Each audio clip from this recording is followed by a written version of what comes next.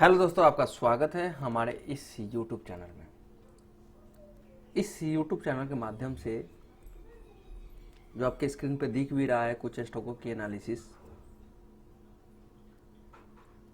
ये मैं बताने की कोशिश करूंगा कि आप बाज़ार का कंप्लीट बॉटम बन जाएगा, जैसा मेरा भी एनालिसिस है। या बहुत सारे लोग बोलते हैं कि जब बाज़ार का बॉटम बन जाए तो ही फाइनली निवेश करना चाहिए। या बहुत सारे लोगों के अंदर ये दुविधा चल रहा है कि जब बाज़ार का कंप्लीट बॉटम बन जाएगा तभी मैं जाकर के शेयर खरीदूंगा तो मुझे शेयर सस्ते मिलेंगे और वो उचित समय होगा। तो उन लोगों के लिए, और मुझे लगता है सबको ये एनालिसिस देखना चाहिए क्योंकि बहुत ही एट्रैक्टिव एनालिसिस है जो कि प्रीवियस हिस्ट्री में होता हुआ आया है। उसी दिशा में आगे का भी हम प्रोजेक्शन करते हैं। जिस तरीके से पास्ट गया है, कहीं ना कहीं history repetition of the cycle होता है मार्केट में और हमारे जीवन में भी। तो उसी के पीछे उसी की एनालिसिस मैं करने जा रहा हूँ और यहाँ पे किसी भी स्टॉक को खरीदने और बेचने की सलाह नहीं दिया जा रहा है। तो ये सीट जो है मार्केट कैपिटलाइजेशन के अकॉर्डिंग, लाइक अभी निफ्टी का जो लेवल है 9100 के आसपास और 23 मार्च को बॉटम हमने लगाया था 7500 के आसपास। वहां से लगभग 20% ऊपर मार्केट है। फिर से क्या वहीं जाएगा तो मैं खरीदूंगा या उसके नीचे 6000 5000 के आसपास बॉटम बनेगा तो बाई करूंगा। तो उसी को हम ढूंढने की कोशिश करेंगे। तो ओवरऑल ये डेटा एनालिसिस के बेसिस पे कुछ चंद स्टॉकों को, लाइक मैंने ये करंट प्राइस 21 मई का है सारे स्टॉकों का, और ये हमने रेड जो किया हुआ है उसका हमने 23 मार्च का प्राइस इनपुट किया। उसके बेसिस पे निफ्टी का लेवल आज के डेट में, मीन्स कि ये चंद स्टॉक लाइक भारती एयरटेल जो कि आज के डेट पे, आज का एलटीपी आप प्राइस देखेंगे भारती का तो लगभग 594 का है, 594 के आसपास का है। हमने इसको 408 कर दिया। मीन्स कि हम इसको मानते हैं कि 23 मार्च का ही प्राइस अगर होता तो फिर निफ्टी का लेवल आज के डेट में क्या होता। बाकी स्टॉकों को हम नहीं छेड़े हैं। जो रेड मार्क किया हुआ है उनका ही प्राइस जो अच्छे खासे राइज किए हैं, और वो चंद स्टॉक हैं लाइक भारती एयरटेल, सिप्ला, डॉक्टर रेड्डी, इसमें से और भी स्टॉक हैं जो ऊपर हैं, परसेंटेज टर्म में आपको यहां दिख रहा है। तो भारती एयरटेल, सिप्ला, डॉक्टर रेड्डी, रिलायंस, सन फार्मा एंड टीसीएस। तो इसमें से हमने कितने स्टॉक लिए? 1 2 3 4 5 6, 50 रिकॉर्ड है निफ्टी 50 का। ये निफ्टी 50 के स्टॉकों की एनालिसिस है। बाकी 1400 कंपनियां एनएसई में ऑलरेडी एग्जिस्ट करती हैं। तो निफ्टी 50 की ही हम बात यहाँ करेंगे और इसी से 1400 कंपनियों का भी आप रिसर्च कर सकते हैं, एनालिसिस कर सकते हैं कि हमें क्या करना चाहिए। ये रिसर्च करने का विषय नहीं है, ये समझने के लिए मैं एनालिसिस कर रहा हूं कि क्या ये गुड टाइमिंग है पोर्टफोलियो बनाने का। तो उसी का आंसर इस वीडियो के माध्यम से ढूंढने की कोशिश कर रहा हूं। बाकी आप लोग इस वीडियो को पूरा देखेंगे तो आप खुद ऑब्जर्वेशन में आपके आ जाएगा कि क्या करना चाहिए। मैं यहाँ पे फोर्सली नहीं बोल रहा हूँ कि आपको निवेश करना चाहिए या नहीं करना चाहिए। तो ये 6 स्टॉकों के बेसिस, 6 स्टॉकों का हमने प्राइस वहीं ला दिया। तो बाकी के 44 स्टॉकों के बेसिस पे निफ्टी का लेवल दिख रहा है 8350 का। मीन्स कि आज के करंट प्राइस पे इन 6 स्टॉकों के अलावा 6 स्टॉकों को हमने 23 मार्च के आसपास का ही बॉटम डाल दिया।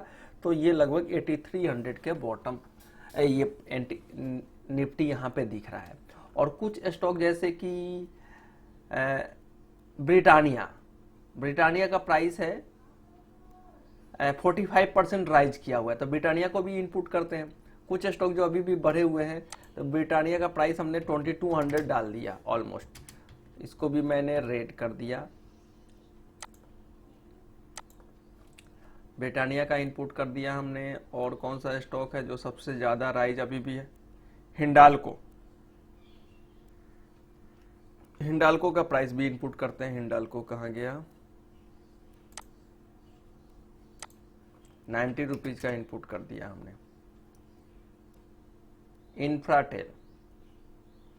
इंफ्राटेल इसकी मार्केट कैपिटलाइजेशन बहुत ही कम है, 38,000 करोड़ है, तो इसको अवॉइड करते हैं। ये भी 45% बढ़ा हुआ है निचले लेवल से। जिसका मार्केट कैपिटलाइजेशन ज़्यादा है उसी की हम बात करेंगे, और परसेंटेज टर्म में ज़्यादा दिख रहा है। टाटा मोटर्स को वैसे ही छोड़ते हैं। 44 वेदांता है, वेदांता को तो इग्नोर करो आप। तो ऐसे आप देख रहे हैं। अदानी पोर्ट्स है, अदानी पोर्ट्स 208 कर दिया हमने, इसका भी प्राइस हमने। बाकी ये रेट के अलावा सारे प्राइस आज के हैं। उसके बेसिस पे निफ्टी 8200 के आसपास जाता है। तो लार्ज मार्केट कैपिटलाइजेशन वाले कंपनी को अगर हम करेंगे तो ज़्यादा बेनिफिशियल पता चलेगा इंडेक्स में। यूपीएल, अल्ट्राटेक, वेदांता का क्या लेवल है, वेदांता ऑलरेडी 35,000 करोड़ की कंपनी है। तो इस तरीके से 8200 के आप यहीं से अंदाजा करते हैं कि हमने ये लगभग 10 कंपनियों को चेंज किया। मार्केट इन्फोसिस को भी करते हैं। इन्फोसिस का क्या लेवल था, 526। तो ऑलमोस्ट 10 कंपनियों को चेंज करने से 8200 का निफ्टी दिख रहा है। इसके बेसिस पे कुछ कंपनी 10% तो ऑलरेडी बढ़ी हुई है, तो उसको हम HDFC बैंक 11% बढ़ा हुआ है, हीरो मोटर 31% बढ़ा हुआ है। हीरो मोटर जो है हमारा, हीरो मोटर का प्राइस ऑलरेडी इतना कम है, 43, 42, इसको 1500 रुपये का रेट डाल दिया हमने। तो ये ऑलमोस्ट 8100 के आसपास निफ्टी लेके जाता है अगर ये 10 स्टॉकों को हमने चेंज कर दिया।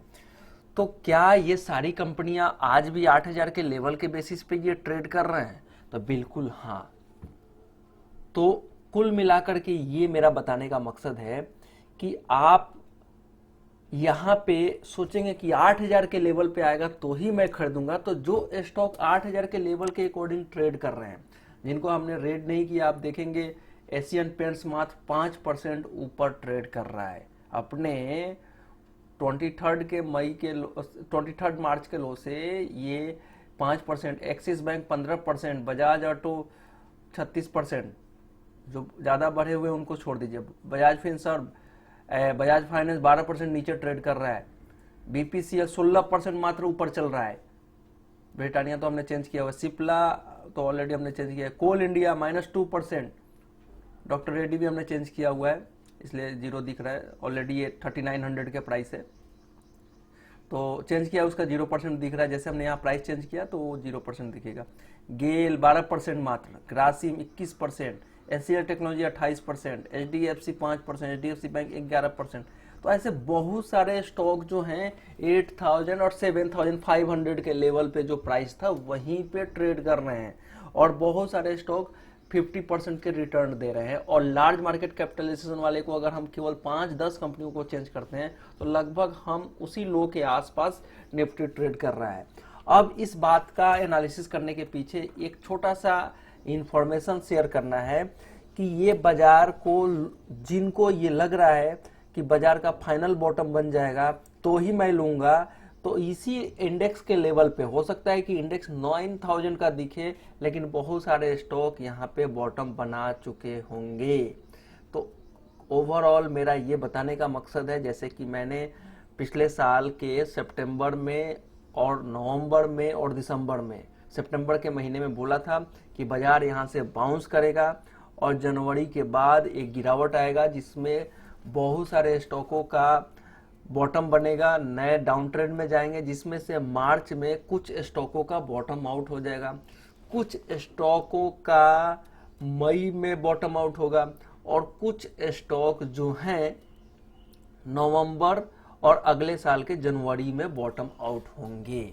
मींस ये बाजार एक समुद्र मंथन की तरह चल रहा है, जिसमें समुद्र मंथन जब हो रहा होता है तो जितने भी रत्न हैं, जितने भी चीजें हैं, ये एक बार में मंथन होते हुए, मंथन जब स्टार्ट किया तभी निकल के नहीं आ जाता है, और मंथन पूरा जब कंप्लीट हो जाता है तब जाकर के सारी चीजें आती है। ऐसा बिल्कुल भी नहीं होता है। ये समुद्र मंथन चालू है, इसमें एक एक करके रत्न बाहर आएंगी। जो लोग वेट एंड वॉच कर रहे हैं कि बाजार का 7500 आ जाएगा, 5000 आ जाएगा, जिसका मेरा भी व्यू है, मैं उसी डायरेक्शन में हूं, लेकिन 1 बाय 1 रत्न जो आ रहा है, जिसका आप उसका अगर वैल्यू करते हैं तो उसको एक्सेप्ट कीजिए, उसको अपने पोर्टफोलियो में डालने की कोशिश कीजिए। हो सकता है कि बाजार यहां से गिरे। अब जैसे कि हमने यहां बात किया, बाजार आज 9000 के ऊपर बाजार ट्रेड कर रहा है और रिलायंस का भाव लगभग 50-60% ऊपर है। हो सकता है कि 7000 के लेवल पे बहुत सारे स्टॉक लाइक आईटीसी 225 रुपए के ऊपर मिले आपको। मैं ये नहीं बोल रहा हूं कि मिलेगा ही मिलेगा, तो ऐसे बहुत सारे स्टॉक हैं। कोल इंडिया हो सकता है 140 के ऊपर मिले आपको। तो ऐसे किसी भी स्टॉक का जो नाम ले रहा हूं, ऐसा नहीं कि वो रिजेक्ट एक्चुअली वही टारगेट होंगे, मेरा ऐसा कोई टारगेट नहीं। मैं वैसे ही बोल रहा हूं कि ये सारे स्टॉक जो भी हैं, जो समुद्र मंथन जो होता है और 1 बाय 1 रत्ने बाहर निकलती हैं, इस मंथन का यूज कीजिए। ये बिल्कुल भी मत सोचिए कि 9000 के आसपास मार्केट है तो 23 मार्च के बॉटम से बाजार ऊपर है तो स्टॉक भी सारे ऊपर हैं, फिर जब मार्केट नीचे जाएगा तो वो सारे स्टॉक नीचे चले जाएंगे। इससे भी डिनाई नहीं किया जा सकता है कि जो अभी नीचे जा रहे हैं 7th नीचे की गिरावट में और भी नीचे जा सकते हैं, बिल्कुल जा सकते हैं, लेकिन उसमें से आपको रत्न को पहचानना है कि क्या इसका फेयर वैल्यूएशन आ गया है, और उसके पीछे आपको उसकी उस एक एक रत्न को, एक्चुअली 1400 कंपनियां एनएससी में 1400 से 1700 कंपनियां हैं, जिसमें से आपको 1 बाय 1 रत्न निकालना है। और एक आदमी के पोर्टफोलियो में मैक्सिमम कितने स्टॉक हो सकता है? 5, 10, 15, 25, 50 और ज्यादा से ज्यादा 100। आपको 1400 में से वो 10 कंपनी पहले लिस्ट आउट कीजिए, जो कि मार्च तो गुजर चुका, मार्च के बॉटम से बहुत सारे फार्मा में आपने देखा कि अच्छा खासा राइज हमने देख लिया। वैसे ही मई के इस गिरावट में, उस बात को बिल्कुल भी मत भूलिए कि मई के गिरावट में बॉटम बनेगा, जो कि जिस तरीके से फार्मा भागा है वैसे ही फार्मा के बहुत सारे स्टॉक ऊपर गए हैं, वैसे ही मई के गिरावट में जो गिरावट अभी चल रहा है, और जिनको ये नहीं पता कि ये गिरावट है या तेजी है, जो लोग इंडेक्स को देखते हैं वो कहीं ना कहीं राहु के भर्म में फंसे हुए हैं। मीन्स कि उनको एक अलग ही दुनिया दिख रही है, तेजी तेजी तेजी दिख रहा है कि मार्केट तेज है, नीचे नहीं है, नीचे आएगा तो मैं लूंगा। लेकिन जो लोग पूरा डेटा एनालिसिस करते हैं, 1 बाय 1 उन 1400 स्टॉकों का पोजीशन देखते हैं, उन 1400 में से रत्न निकालने की कोशिश करते हैं, इस मंथन से रत्न निकालने की कोशिश करते हैं, वो पोर्टफोलियो अच्छा बिल्डअप कर सकते हैं। ये पोर्टफोलियो बनाने का मैं मंदी में हूं। किस बेसिस पे? इंडेक्स के बेसिस पे, लार्ज कैप कंपनियों के बेसिस पे, स्मॉल कैप कंपनियों के बेसिस पे, जो 80% कंपनियां नहीं चलने वाली हैं उसके बेसिस पे। लेकिन वो 20% में से जो मुझे 2% स्टॉक चाहिए, उन 20% स्टॉक जो चलने वाले हैं उनमें से मुझे मात्र 2% स्टॉक पकड़ना है। मीन्स कि उस 20% में से 20% स्टॉक पकड़ना है। मीन्स कि अगर वो 100 स्टॉक हैं या 200 स्टॉक हैं, उनमें से हमको 20% स्टॉक पकड़ने का मतलब ये होता है कि 100 में से 20 कंपनियों को पकड़ना है, वो 21 कंपनी का पोर्टफोलियो बनाना है। तो मंथन स्टार्टिंग हो चुका है फरवरी 2020 से, और अगले साल तक ये मंथन चलेगा। उसके अंदर में ही आप 1 बाय 1 रत्न जो निकल रहा है उसको कैचअप कीजिए, बिल्डअप कीजिए, वरना जब मार्केट का लास्ट बॉटम बन रहा होगा तब आप सोचेंगे कि और गिरेगा, और हो सकता है कि नीचे से थोड़ा सा भी रिवर्स कर जाता है। ये 9000 का लेवल जब 12000 पे निफ्टी था, तो इस 9000 की बातें करना इस मीडिया के यूट्यूब चैनल के माध्यम से, या कोई भी अगर कर रहा था, या इस यूट्यूब पे करने वाले को क्रिटिसाइज किया जा रहा था। और आज वो लेवल 7000 का लेवल हमने देख लिया, और आज हम 9000 पे हैं, तो सबको तेजी दिख रहा है और 7000 की तैयारी की वेट कर रहा है। हो सकता है कि आप वेट ही करते रह जाएंगे, तो इसलिए ये बिल्डअप करने का सबसे अच्छा अपॉर्चुनिटी है। और ये ऐसा भी है कि हो सकता है वन वे तेजी भी नहीं होगा। ये कठिन प्रॉब्लम, ये मैं अपने पुराने जितने भी बातें हैं मैं उसको डिनाई नहीं करता हूँ। मैं बार बार बोलता आया हूँ कि ये अगला 2 साल जो बाजार का बॉटम बन जाएगा, अगले 2 साल तक अच्छा रिटर्न भी नहीं मिलेगा। मीन्स कि ये रिटर्न जो था वन वे 40% 50% अभी जो मिला है, आप अभी लेंगे तो आप उसमें से 10% 20% की ही तेजी देखेंगे, लेकिन उस रेंज में ट्रेड भी कर सकते हैं। तो ट्रेडिंग कम इन्वेस्टमेंट का सबसे अच्छा अपॉर्चुनिटी है। पोर्टफोलियो बना करके लॉन्ग टर्म के पर्पज से होल्ड भी करते हैं तो पैसा नहीं बनेगा, क्योंकि जो रत्न निकल रही हैं वो रत्न अभी बच्चा है, और बचपन में कहीं ना कहीं वो दौड़ेगा नहीं। वो जब बड़ा होगा तो आपको पता भी नहीं चलेगा, इतना स्लो मूवमेंट में बड़ा होगा, उसकी एक्टिविटी इतनी स्लो होगी कि आप हो सकता है कि परेशान भी हो जाए। तो उस बच्चे को आपको संभालना पड़ेगा और उसको तरीके से उसमें छोटे छोटे मूवमेंट का बेनिफिट उठाना पड़ेगा। ओवरऑल मैंने जो समझाने की कोशिश किया है आप समझ गए होंगे। वीडियो लंबा हुआ होगा, लेकिन मैंने अपनी बातें इस एनालिसिस के बेसिस पे, अपने बातों के माध्यम से जो भी मैंने किया है, आपको अगर समझ में आ गया है तो लाइक कीजिए, शेयर कीजिए। और यहाँ पे कोई भी स्टॉक का रिकमेंडेशन नहीं है खरीदने बेचने का, इस बात को भी ध्यान रखिए। तो इस चैनल से जुड़े रहिए। वैसे रत्नों की एनालिसिस मैं टाइम टू टाइम करता रहूँगा। लास्ट वीक में मैंने कोल इंडिया पकड़ा था, ITC पकड़ा था। ऐसे ही बहुत सारे स्टॉकों की एनालिसिस मैं करता रहूँगा, और उन्हीं स्टॉकों में ट्रेडिंग करने की कोशिश कीजिए और इन्वेस्ट भी कीजिए, ट्रेड भी कीजिए।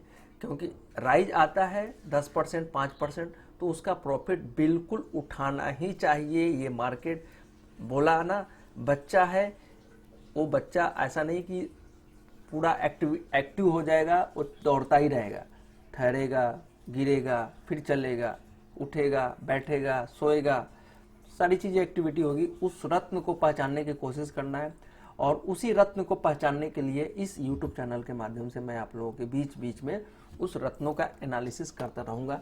मैं कभी भी जोड़ दे के नहीं बोलूँगा कि भैया ये रत्न है, ये खरीद लीजिए। इस बात को जरूर ध्यान रखिए, इस बात को लोगों को समझ में नहीं आता है। वो रत्न ऑटोमेटिक समझ में आएगा, बच्चे में पहचान में नहीं आता है कि ये बड़ा होकर के क्या करेगा। तो यहीं पे वीडियो को वाइंड अप करते हैं, लंबा हो गया उसके लिए सॉरी, लेकिन लाइक कीजिए, शेयर कीजिए। Thanks for watching this video.